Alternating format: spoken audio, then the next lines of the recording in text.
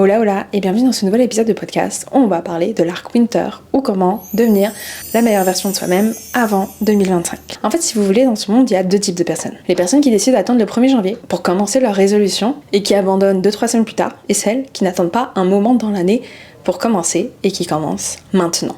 C'est tout le but du Winter Arc. En fait, ça vient principalement du domaine sportif. Et pourquoi Winter Arc ? Parce que ça se déroule durant les périodes de l'hiver où on va du coup tout faire pour mettre en place nos objectifs. Pourquoi est-ce que cette période se déroule en hiver ? Parce qu'en généralement, en hiver, il fait froid.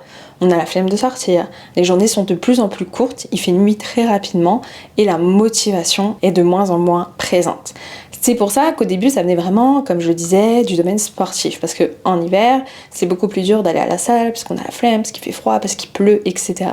Alors qu'en été, c'est beaucoup plus agréable, il fait beau, on y va en marchant, on est de manière naturelle un peu plus motivé. Mais du coup, cette tendance qui a émergé sur TikTok a fait en sorte que l'arc Winter ne soit pas réservé uniquement aux sportifs, mais à tous les domaines. Et dans cet épisode, je vais vous donner différents challenges que vous pouvez faire ou réadapter selon votre secteur, que ça soit dans le domaine du mindset, du physique, mais aussi du business. On commence tout de suite par le mindset. Une des choses que vous pouvez mettre en place, ça va être de, pendant 10 minutes, tous les jours, se répéter à voix haute les objectifs que vous avez en tête. Pour cela, vous allez utiliser le présent. Donc vous pouvez vous mettre devant un miroir et répéter « Je suis riche », j'ai ma maison à Dubaï, bref, en fonction de vos objectifs, et vous allez vous les répéter pour que ça devienne une réalité, parce que le cerveau ne fait pas la différence entre ce qui est vrai et ce qui est faux. Vous pouvez aussi utiliser la visualisation. Donc là, vous n'avez pas besoin de parler à voix haute, c'est juste fermer les yeux et vraiment sentir toutes les émotions. Sentir vraiment comment est-ce que vous vous sentirez une fois que vous aurez atteint ces objectifs. Et la troisième des choses, ça va être tout simplement d'écrire, encore une fois au présent, écrire vraiment les objectifs que vous voulez avoir et d'écrire avec précision comment vous vous sentez, avec qui vous êtes, où est-ce que vous êtes et comment vous en êtes arrivé là. Une deuxième chose que vous pouvez mettre en place, ça va être de faire une activité qui vous fait sortir de vos zones de confort. Pour certains, ça va être le sport, pour d'autres la cuisine, pour d'autres d'aller manger toute seule au restaurant. Mais je vais vous demander de faire cette activité au moins une fois par semaine. Pourquoi ? Parce que ça va vous entraîner votre mental tout d'abord à sortir de sa zone de confort, mais aussi ça va vous permettre de voir que malgré la peur que vous aviez, rien ne vous est arrivé, que le monde ne s'est pas arrêté et que ce n'est pas la fin du monde de faire telle ou telle chose. Donc là, ça va dépendre de vous, ça peut mélanger plusieurs domaines, ça peut être aussi lié au business, mais vraiment faire quelque chose qui vous sort de votre zone de confort. Un troisième challenge qui peut être très difficile, qui peut paraître très facile mais qui est très difficile, c'est de s'octroyer 10 minutes de silence. Matin, midi, soir, peu importe. Quand je dis de silence, c'est vraiment d'avoir aucun bruit, si ce n'est les bruits naturels de votre appartement ou de dehors, si vous êtes à l'extérieur, et de ne pas regarder votre téléphone, votre tablette, votre iPad ou votre télé. Vraiment, n'allumez pas la radio et restez concentré sur vous. Alors soit vous pouvez écrire ce qui se passe dans vos pensées ou tout simplement faire une méditation et laisser les pensées arriver telles quelles, sans les juger, sans se battre contre elles. Et vous allez voir que avoir 10 minutes de silence, ça peut paraître anodin, mais je vous assure que ça peut vous aider à avoir plein d'idées. Parce qu'au final, vous n'êtes plus surstimulé par autre chose et du coup, vous allez voir vraiment les idées qui fusent au fur et à mesure. Vous allez peut-être avoir de nouvelles visions, vous allez peut-être aussi avoir un nouvel angle sur tel projet, sur telle problématique, et ça, je vous assure que c'est vraiment du pain béni, parce qu'on prend rarement le temps de nos jours de vraiment être en silence et d'être confronté à ses pensées. Maintenant, passons au physique. Une des choses qui va être pertinente de mettre en place, c'est de faire une nouvelle activité. Donc si vous faites déjà de la musculation, pourquoi pas se mettre au pilates ? Si vous ne faites rien, pourquoi pas commencer quelque chose ? Bref, faire quelque chose de nouveau. Ça peut être soit de la muscu, du pilates, ça peut être du stretching, peu importe. Mais le but, c'est vraiment de faire une activité physique. Je vais pas vous dire d'y aller tous les jours, mais juste 3 fois par semaine, c'est suffisant dès le début. Le deuxième challenge, ça va être de sortir tous les jours s'aérer.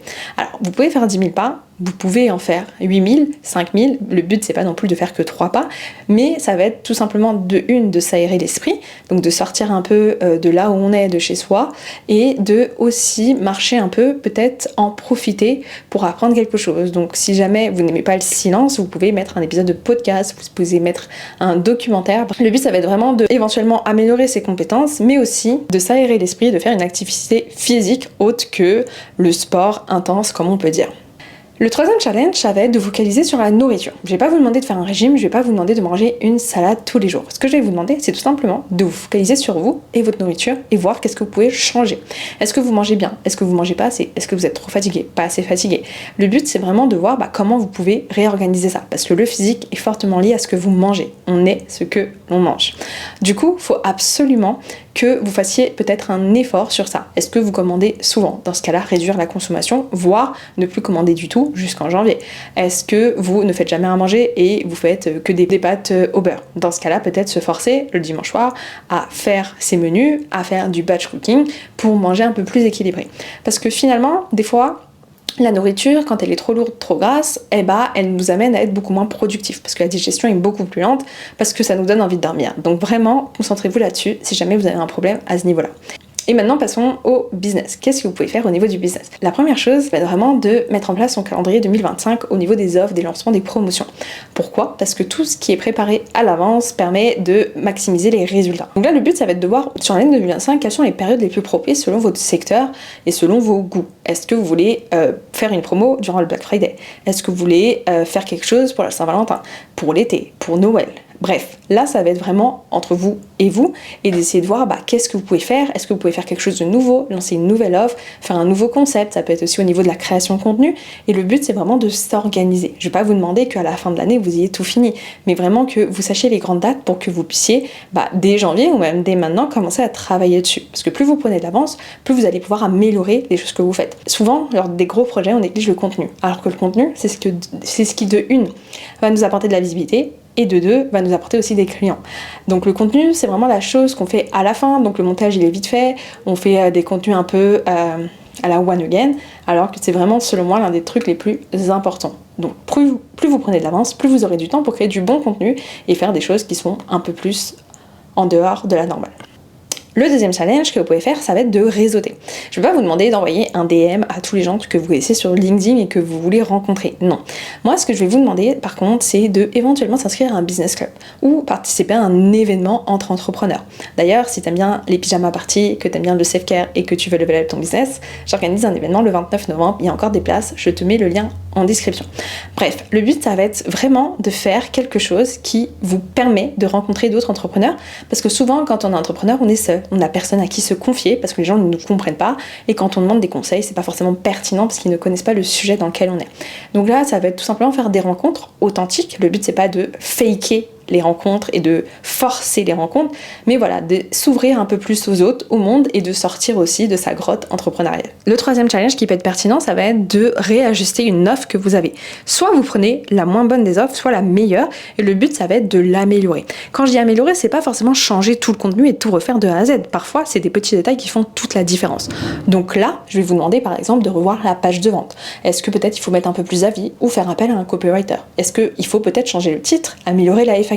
Vous voyez, le but c'est pas forcément de tout changer, mais d'essayer de voir de manière objective qu'est-ce qui peut être amélioré. Pour ça, je peux vous conseiller de demander des retours à vos clients actuels pour voir qu'est-ce qu'ils aimeraient voir améliorer, même si en général ils vont plus vous répondre au niveau du contenu qu'en dehors, mais vous pouvez aussi d'un œil objectif essayer de voir quelles sont les choses que vous avez faites un peu à la va-vite, quelles sont par exemple les choses que vous pouvez mettre à jour que vous avez délaissées. Et je vous assure que en essayant d'améliorer chaque jour, chaque mois un peu plus votre offre, vous allez avoir des résultats. Alors bien évidemment, parfois ça peut être des détails, donc peut-être il faut se faire aider, mais le but c'est vraiment pas de créer une nouvelle offre, mais de améliorer l'offre qui existe et qui marche moins bien ou qui marche déjà très bien. Et je terminerai cet épisode par une citation de Doug Larson. La véritable discipline, c'est de devoir ramasser des fraises sans en manger une seule.